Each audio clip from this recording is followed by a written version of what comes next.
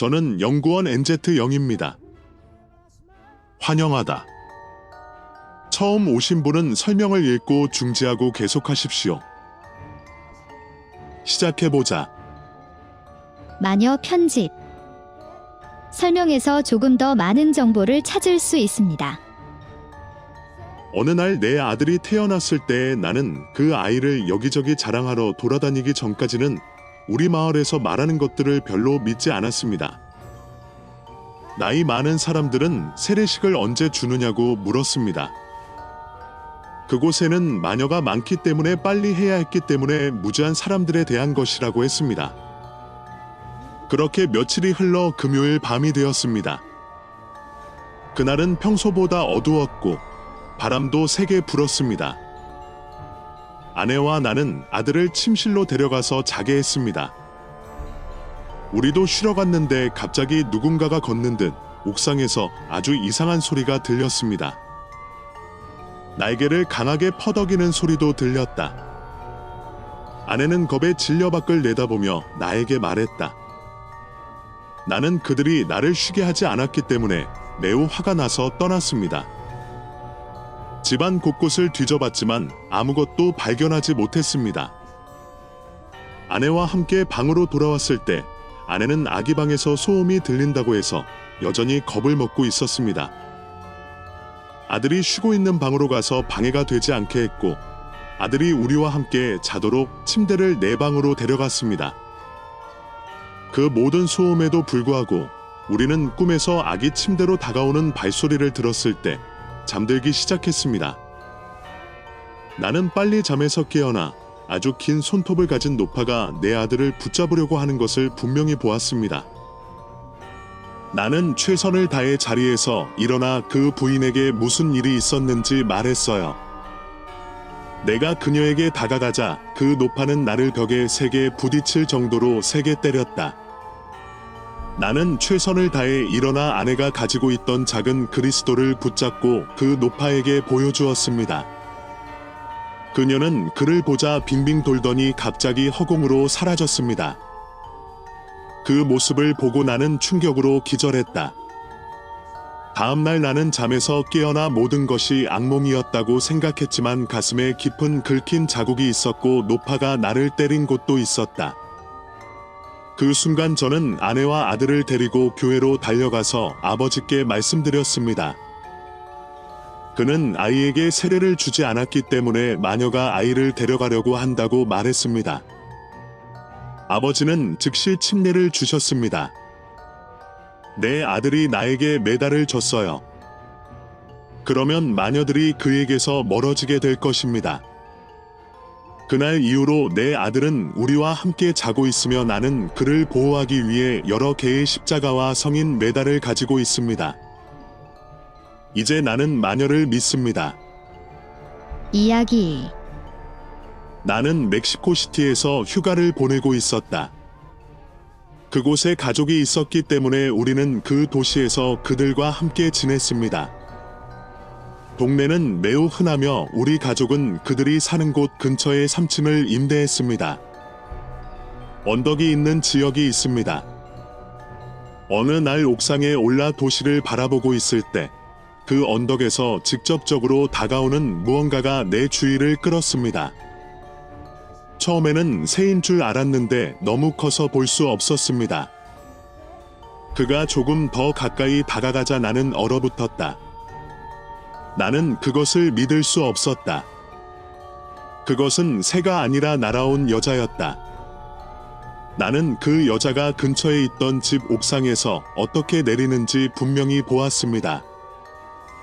그런데 이 모든 것에서 가장 충격적인 것은 이 여자가 내려가고 있을 때 이미 다른 사람들이 그녀를 기다리고 있었다는 것입니다. 나는 나머지 가족들에게 전화를 걸었고 그들은 그 노파인 그 여자를 눈으로 직접 볼 수 있었습니다. 내 생각에는 그들이 우리를 본 것 같지 않습니다. 아니면 그들이 우리를 무시했을 가능성이 더 큽니다. 그로부터 얼마 후 우리 가족은 다른 이웃들과 조금 조사해 본 결과 비슷한 것을 본 적이 있다고 말했습니다. 결국 모든 사람은 그들이 마녀이고 의식과 일을 하기 위해 그곳에서 만난다는 데 동의합니다. 이야기 3. 한 친구가 농업에 헌신했던 삼촌에게서 일어난 일을 나에게 말했습니다. 그는 이 존재들과 관련된 다소 이상한 사건을 겪었습니다. 이 모든 일은 나 필라라는 목장에서 일어났습니다. 옥수수밭에 수확철이 되었습니다. 그래서 아침 식사는 들판에서 밤을 지새우고 새벽부터 시작하기 위해 전날 준비했다. 그의 삼촌은 새벽 4시쯤에 꽤 일찍 일어나 메스키트 나무 아래에 불을 피워서 커피를 데우려고 했습니다. 날씨가 꽤 추웠기 때문입니다. 10월에는 장작을 깔아 놓았습니다. 그는 불을 붙이려고 하지만 그 순간 성냥이 꺼진다. 모든 경기가 끝날 때까지 이런 일이 계속해서 일어났습니다. 이상한 공기파가 이런 일을 일으켰습니다. 그 남자는 커피를 마시지 않기로 결심해야 했습니다. 바람이 불어오는 것이 그에게는 아주 이상하게 보였습니다. 왜냐하면 그가 떠났을 때 바람은 꽤 고요해 보였기 때문입니다. 바람 한 점 없는 아침. 갑자기 그는 메스키트 나무 위에서 두어 번의 웃음소리가 들리기 시작했고 꼭대기에 2마리의 큰 새가 있는 것을 보았습니다. 결국 그는 그것을 중요하게 여기지 않고 해가 나오고 따뜻해지기 시작했기 때문에 수확을 앞당기기 위해 일하러 나갔습니다. 그는 모든 활동을 중단하고 집으로 돌아와 점심을 먹었습니다. 그는 아무에게도 아무 말도 하지 않고 끝내고 아내와 함께 시장에 갔습니다. 그곳에서 그는 자신을 쳐다보며 그를 놀리기 시작한 2 노인을 발견했습니다. 한 사람이 그에게 다가와서 이른 아침에는 커피를 마시기 위해 불을 피울 수 없다고 조롱했습니다. 그리고 그들은 또 몇 번이나 웃었습니다. 그 웃음소리는 내가 이른 아침에 들었던 것과 똑같은 웃음소리였고 이른 아침에만 나무 꼭대기에 있는 2마리의 이상한 새에게서 나온 웃음소리였습니다. 4번째 이야기. 할아버지가 그 시대에 살았던 일화, 자신의 사랑과 직장 경험, 자신과 다른 동료들이 그 마을에서 마녀를 어떻게 잡았는지에 대한 일화를 들려주는 것은 밤이었습니다. 그곳 주민이 할아버지에게 말을 건 것은 밤 11시쯤이었다. 그는 그에게 마을에 이상한 생물이 숨어 있고 몇몇 사람들이 이미 그것을 쫓고 있지만 그것이 무엇인지 몰랐다고 말하기 시작했습니다. 그는 그것이 매우 큰 새의 형태를 가지고 있다고 말했습니다. 2 사람은 다른 사람들이 있는 곳으로 도망갔다. 나는 그들을 남겨두고 노숙자만 남겨두고 할머니와 여동생만 남겨두었습니다. 우리가 다른 2 사람이 있는 곳에 도착했을 때 그들은 그 생물이 사라졌다고 말했습니다. 학교 옆에 있던 빈 방, 우리 모두가 그 장소에 갔는데 당연하게도 그들은 확인하기 위해 사람을 보내야 했고 그 사람이 바로 나였습니다. 나는 매우 두려운 마음으로 다가가서 천천히 손전등을 비추기 시작했습니다. 갑자기 어떤 종류의 동물이나 비슷한 것이 재빨리 나타나서 근처에 있던 작은 언덕을 올라갔습니다. 나는 재빨리 손전등을 버리고 신사들에게 가서 무슨 일이 일어났는지 말했습니다. 박해를 계속하기를 원하는 사람들도 있었고 너무 일찍 일을 해야 했기 때문에 더 이상 원하지 않는 사람들도 있었고 두려움 때문에 더 많은 일을 해야 했습니다. 떠나고 싶어도 할아버지가 계시기 때문에 갈 수 없었고 우리가 무엇을 하려는지 알고 싶었습니다. 우리는 언덕을 향해 가고 있었는데 갑자기 마을 전체에 전력이 나갔습니다. 밤 0시가 가까워오자 싸늘한 비명소리가 곳곳에서 울려 퍼졌다. 우리는 모두 두려움과 놀라움으로 몸이 마비되었습니다. 그 이상한 생물이 우리 앞을 지나갔고 우리는 재빨리 쫓아가서 그 생물이 멈춘 곳인 물탱크에 도달했을 때 그것이 어디에서 멈추는지 확인했습니다. 우리는 큰 눈과 이상한 상처가 있는 부리를 가진 커다란 크기의 기형적인 새를 보았습니다. 그 생물은 매우 이상하게 걷고 비명을 지르기 시작했습니다. 그가 걸어가는 동안 우리는 그가 어떻게 남자로 변해가는지 볼 수 있었습니다. 우리는 그가 그곳에서 떠나는 것을 보았습니다. 그는 검은 색과 가죽 옷을 입었습니다. 그 사람이 멈췄어요. 그는 우리에게 시선을 돌려주며 곧 다시 만날 것이라고 말했습니다. 그는 계속해서 길을 가다가 어둠 속에서 길을 잃었습니다. 다음날 모든 사람들은 그 생물과 그 마을에서 모든 것을 돌려보내겠다는 위협에 대해 이야기하기 시작했습니다. 그들은 그 생물이 언제 돌아오기로 결정했는지에 대해 이미 준비가 되어 있었습니다. 악마와 계약을 맺은 것 같다고 하더군요. 5번째 이야기. 때는 1995년이었고 나는 멕시코 과나후아토의 셀라야에서 일하고 있었습니다. 상황이 어려웠기 때문에 그는 교대 근무를 하면서 믿을 수 있는 자전거를 사면서 벌어들이는 약간의 돈을 절약할 수 있는 방법을 찾아야 했습니다. 그 당시 그녀는 나의 가장 친한 친구였습니다. 그녀는 내가 버스를 타고 셀라야까지 곧장 갈 수 있고 자전거를 타고 다시 우리 마을로 돌아갈 수 있는 지점까지 나를 데려다 주었기 때문입니다. 특히 일주일은 밤에 일을 해야 했는데 밤 11시쯤이었는데 예전 도로를 이용했는데 그곳은 지나다니는 차들이 많지 않아 훨씬 안전했기 때문이다. 월요일에 자전거를 맡긴 곳인 유벤트노를 떠날 때 자전거가 나를 따라오는 것 같은 느낌이 들었습니다. 나는 돌아섰고 전혀 아무것도 보지 못했습니다. 그날 밤에 그런 일이 일어났고 다음 주 수요일에는 상황이 바뀌었습니다.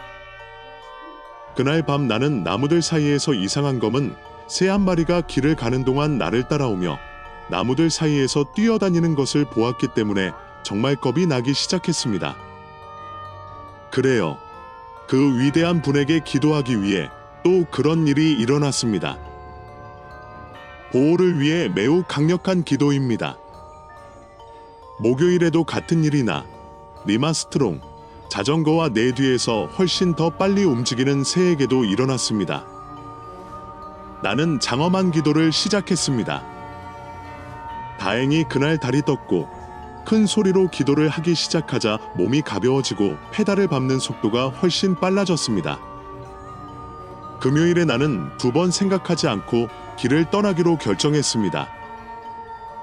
운이 좋지 않아 차에 치였으나 다행히 긁힌 부분만 몇 개 있었습니다. 그날 밤 시어머니를 만났을 때 그 일을 아내가 자기에게 말했다고 해서 둘 다 나를 위해 기도해주며 하나님께 맡겼습니다.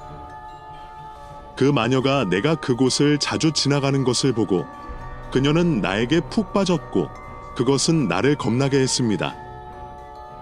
다행스럽게도 그 이후에는 그런 일이 다시는 일어나지 않았습니다. 더 이상 그 길을 거치지 않지만 그 상황과 경험을 여전히 기억합니다. 6번째 이야기. 블랙 하웅리스라고도 알려진 블랙 나이프는 영국 민담에 등장하는 보기맨, 인물과 동일합니다. 철제 발톱, 긴 이빨, 한쪽 눈을 가진 푸르스름한 늙은 마녀는 절망, 공포, 어둠으로 만들어졌습니다. 악몽에 영향을 공급하는 것과 동일한 것입니다. 그는 사람의 살, 특히 어린아이의 살을 찢어서 숲속에 가두어 생으로 먹고 뼈는 산에 흩뿌리고 빈 가죽은 나무가지에 올려놓는 것을 좋아한다. 그들은 레스터 카운티의 더 힐스, 더 힐즈에 살고 있다고 합니다. 그녀가 강철 발톱으로 바위를 더럽히며 직접 만든 동굴에 살고 있다고 합니다. 오래된 참나무가 입구를 덮고 있으며 그 아래로 어린아이나 양이 지나가길 기다리고 있습니다. 아니면 배고픔이 찾아오면 마녀는 항상 먹이를 찾아 먹이를 추적하기 위해 동굴을 떠납니다. 그녀는 가느다란 팔을 창문 창살을 통해 내밀었지만 이를 갈면서 그녀는 도망칠 수 있었습니다. 그래서 모두가 모여서 그녀가 포기하고 떠나기를 기다리고 있다. 그럼에도 불구하고 아침에 아이가 실종되는 경우도 있습니다. 자신이 가장 좋아하는 요리를 얻지 못하면 가축으로 배고픔을 채우는 데 전념합니다. 18세기 말까지 매주 부활절 일요일마다 레스터에서는 개 사냥이 열렸습니다. 블랙나이프가 가끔 고양이로 묘사됐기 때문이다. 그런 다음 아니스로 목욕한 이 죽은 동물을 사용하여 상징적인 의식이 수행되었으며 이는 마녀를 나타냅니다.